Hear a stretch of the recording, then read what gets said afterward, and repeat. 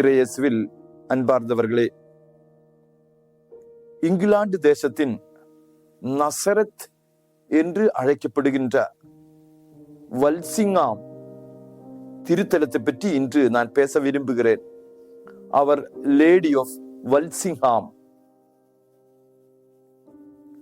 அன்னை ரிஷல் டேசிஸ் என்று சொல்லப்படுகிற கைப்பெண்ணுக்கு காட்சியளித்து, நசரத் வீட்டு போல ஒரு வீடு வல்சிங்ஹாம் என்ற இடத்தில எனக்காக தயாரிக்க வேண்டும், எனக்காக கட்டி எழுப்ப வேண்டும் என்று அன்னை இந்த கைம்பெண்ணிடம் விண்ணப்பித்தார்.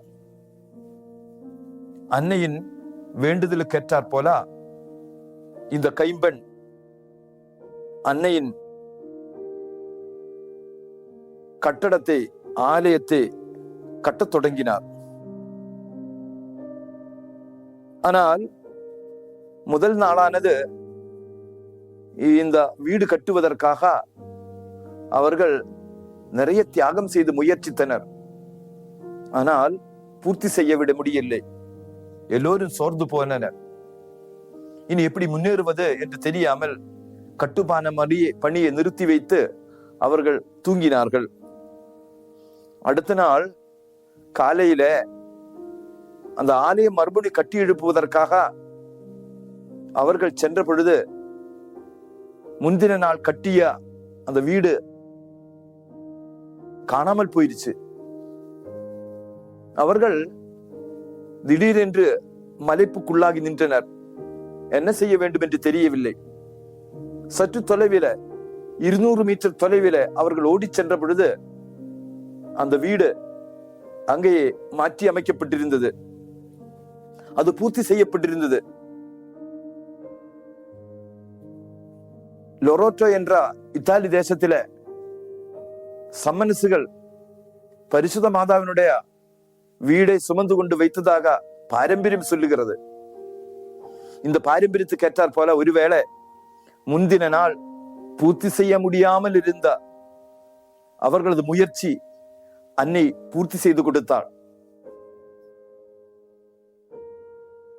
இயேசு ஆண்டவர் அப்பத்தை பெருக்கும் பொழுது 5 அப்பத்தை ஒரு சிறுவன் ஆண்டவன் கைகளில் அர்ப்பணித்தாள்.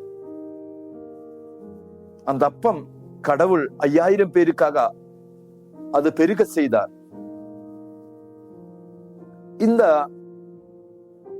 விஷனில, இந்த தரிசனத்தில அன்னை நம்மிடம் பேசுவது என்னவென்றால், உன்னுடைய முயற்சியை ஆண்டவருடைய பாதத்திலே அர்ப்பணித்துக் கொள்.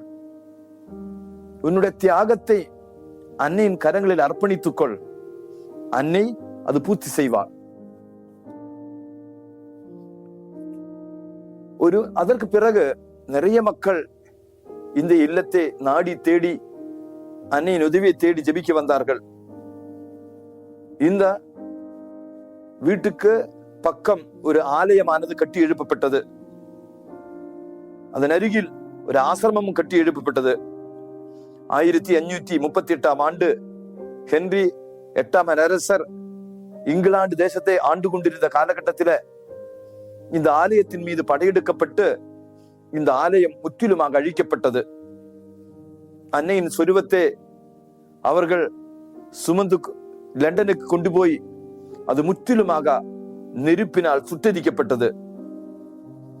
பிறகு 300 ஆண்டுகள் அந்த ஆலயமானது அப்படியே பாழடைந்து கிடந்தது. அதற்கு பிறகு 1896 ஆண்டில சார்லோத் என்று சொல்லப்படுகிற ஒரு தாய் அந்த இடமானது விலை கொடுத்து வாங்கினார். அந்த இடத்தில ஒரு புதிய ஆலயத்தை கட்டி எழுப்பினார்.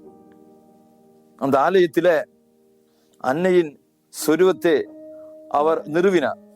1897 ஆண்டு லியோ 13 திருத்தந்தை புதிதாக கட்டப்பட்ட அன்னையின் ஆலயத்தில அன்னையின் சொருவத்தை புனிதப்படுத்தி அந்த இடத்தில மக்களுக்கு ஜெபிக்கிறதுக்காக அது நிறுவினார். 2015 ஆண்டு இந்த ஆலயமானது மைனர் பசலிக்காக உயர்த்தப்பட்டது.